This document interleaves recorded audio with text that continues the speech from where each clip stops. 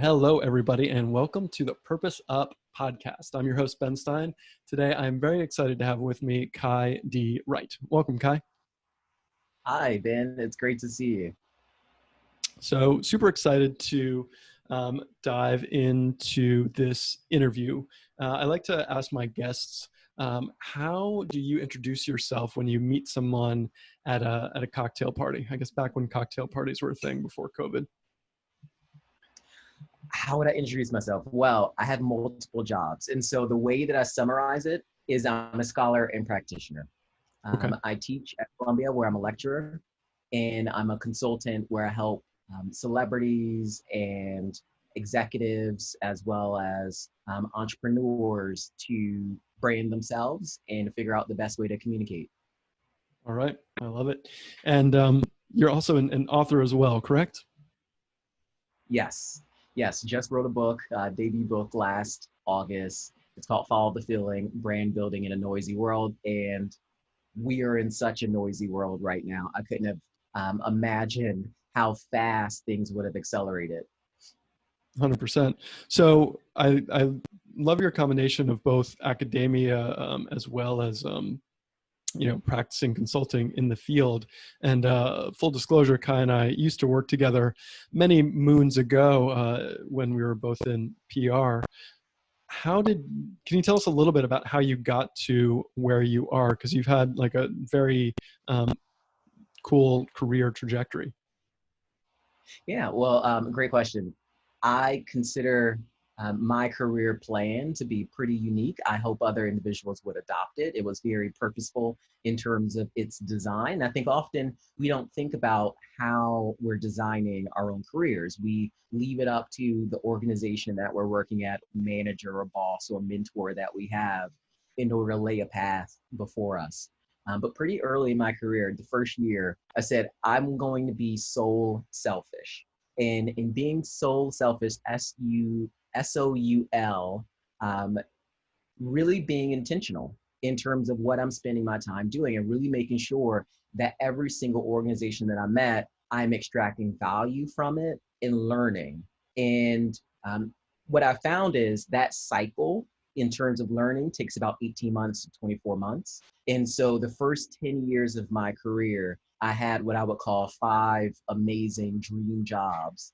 But I needed to get the level of breadth in terms of communication and marketing and advertising and digital and technology before I could start to specialize on someone's specific track around what I should be in terms of a professional.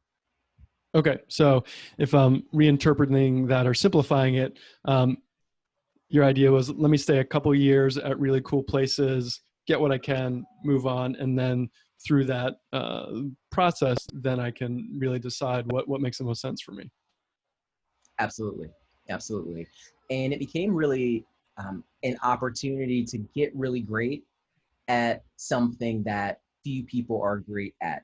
And that is launching and starting things over and over again. So if we think about the traditional career path of someone who might be Gen X or older, those generations typically have stayed at the same place, right? You kind of see these careers where someone may have been at a company 20, 30, 40 years. However, you look at younger generations of millennials and Gen Z, and what we find is that by the time someone's 30 years old, they've had 10 different jobs. And so the ideal of how to navigate your career is in many regards very generational in terms of thinking. And I think I'm kind of in that middle of what I would call an elder millennial. And so I understand the value of having consistency in terms of strategy, but also the value of changing and getting good at starting things over and over again.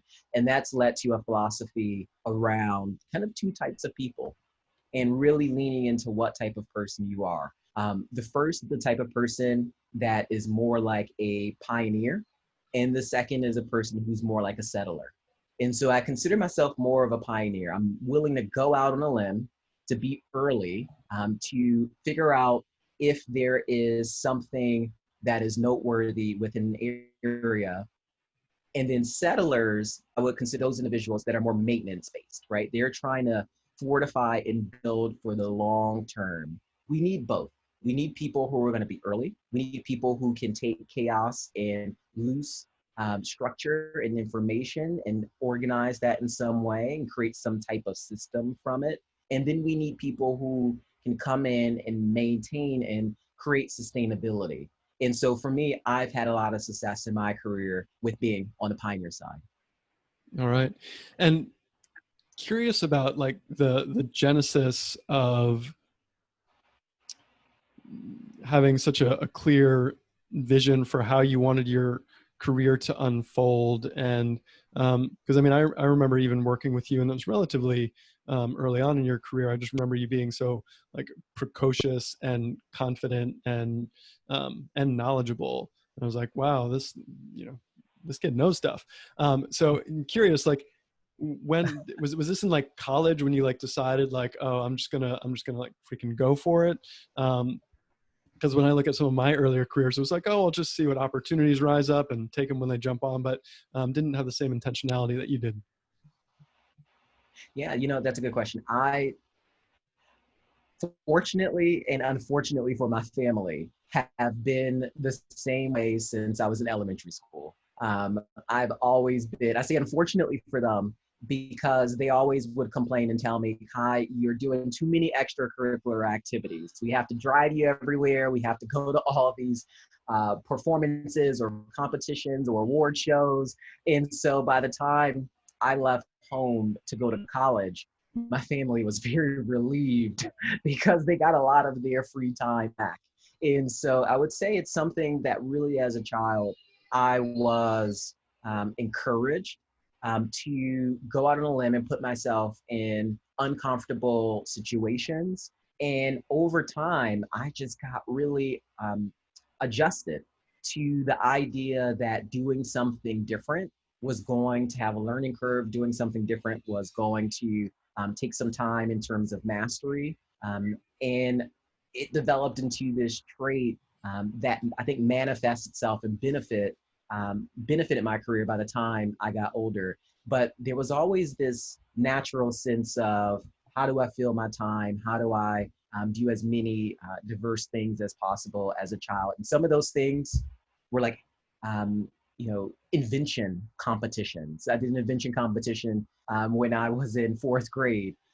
It might have been a play or spelling bee in fifth grade, or a math kind of competition in sixth grade. And so there were short, smaller steps that led to the pioneer spirit that I have now. And likely the foundation and the reason why being a scholar practitioner works so well. The ability to learn and then apply that learning in terms of doing. And as my coworkers often say, creating this kind of virtuous cycle between learning and doing. I love it. I love it.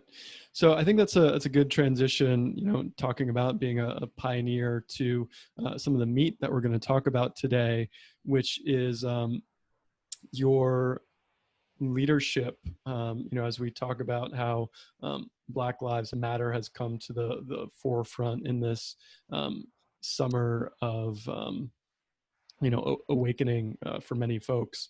So let's start with your open letter on race first, and what inspired that, and talk about those those three key tenets that you cover there. Yeah, absolutely. It's pretty ironic that we are at a height of social unrest, political unease, corporate anxiety, economic turmoil, all in the year 2020, right? So if we stop to think about that from the standpoint of what 2020 actually means, it is not only this major historical moment that we've gotten to just from a new decade and the ability to really set a new vision forward, but it's 100 years after the Harlem Renaissance. And as someone who lives in Harlem, that fact is not lost on me of where we go in terms of next 100 years, right? But then also the idea of 2020 being reminiscent and meaningful for hindsight. And there's a lot of lessons that we have learned about where we have come, what has worked, what has not worked, and a lot of commitments that we have to make to the future around what is acceptable and what is not acceptable. And so as we find ourselves at this period of time, there were a lot of conversations that individuals had at the workplace, at home, with strangers, maybe in grocery stores, not necessarily in other places, because we were, in many regards, trying to social distance or in quarantine or lockdown for different areas. But at the same time, we were affixed to the news. We could not get away from what was happening in terms of national media, local media, social media. It was all a deluge coming at us because we are not in school. We are not at work. We are not at sports events. So people are not as distracted as they have historically been. When we look at the confluence of all of those factors, what we find is a lot of people find themselves in this uncomfortable position of having to confront the reality that's in front of them and have their own truth and reconciliation with the news that is creating this kind of symphony around them, which is this outcry that the system is broken. Something is wrong. Every single indicator light is flashing. And those indicators cannot be ignored any longer. And so many leaders have been having town halls at our company, which is one of the largest within communication. As a parent holding company, it touches 1 in 5 communication in the world. And so that level of scale and influence is quite huge. And we found ourselves having a lot of internal conversations, not just doing things on behalf of clients, which is where we typically communicate, but we then had to turn our attention to ourselves. And many companies found themselves in that position of having to depoliticize the topic of race, which generally is not discussed at work, right? Right. We just depoliticized 2 or 3 years ago the conversation around gender. And a couple of years before that, LGBTQ. And before that, veterans and parents. And so the open letter on race was born out of seeing this trend that there tends to be certain marginalized groups or minority groups that are prioritized over other groups in terms of solving or addressing the issues or friction or challenges that are in front of them. But for whatever reason, for 400 plus years, we have failed to acknowledge one of the initial things, which is Black versus white, which was the very foundation economically that the United States was founded on. And so the conversation is happening because the conversation needs to happen right now. And we stand at this inflection point in history. And as I listen to conversations, particularly the week after the death of George Floyd, when everyone went back in the office, there were town halls. We had 4 town halls at our company. We Right. had one basically every single day. And by that Thursday, June 5th, or rather that Thursday, June 4th, the town hall that we hosted had 600 questions submitted from employees within the time span of 1 hour. Wow. 600 questions in 1 hour about a topic that we had never openly talked about at work, which is race. And I think that shows the magnitude of work that has to be done in order to get everyone to a point that they feel as if the company culture, the industry culture, and the culture in society at large becomes more empathetic, understanding, and caring for who might be the other, or who might be that essential worker, or who might be that neighbor that we necessarily haven't taken the time to get to know. And through that force of a higher level of consciousness. I think people are starting to have the willingness to want to have conversation. Now, what we have to do is move to action, Right. because there's a lot of individuals that are going to get confused, and they're going to think that progress is listening and conversations. That is not progress by any stretch of the imagination. Progress is tangible action. And so listening is not an action. People should have been listening to start with. So the fact that people are now doing something that they should have been doing does not get you the gold star.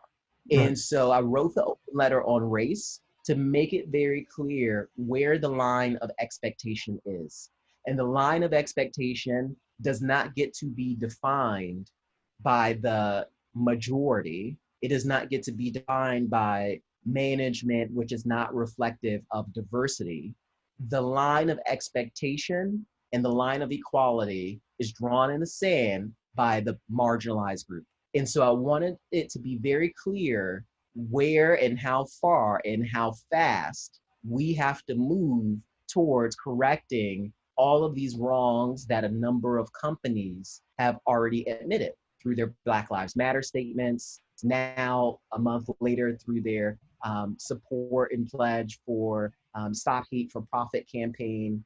Those pledges, those statements, and all the listening that's happening, that is not progress. Progress is when people start to take their money and put it where their mouth is and start to actually have tangible objectives, just like we have for revenue year over year, and compensation starts to get tied from executives on that. Progress is when DE&I initiatives are not led by Black employees or executives as an extra burden on them, which is a burden that white employees don't have to take on, but can jeopardize their performance. So progress is pushing that responsibility back to management and saying, if you don't move these numbers and this needle, your compensation is going to suffer.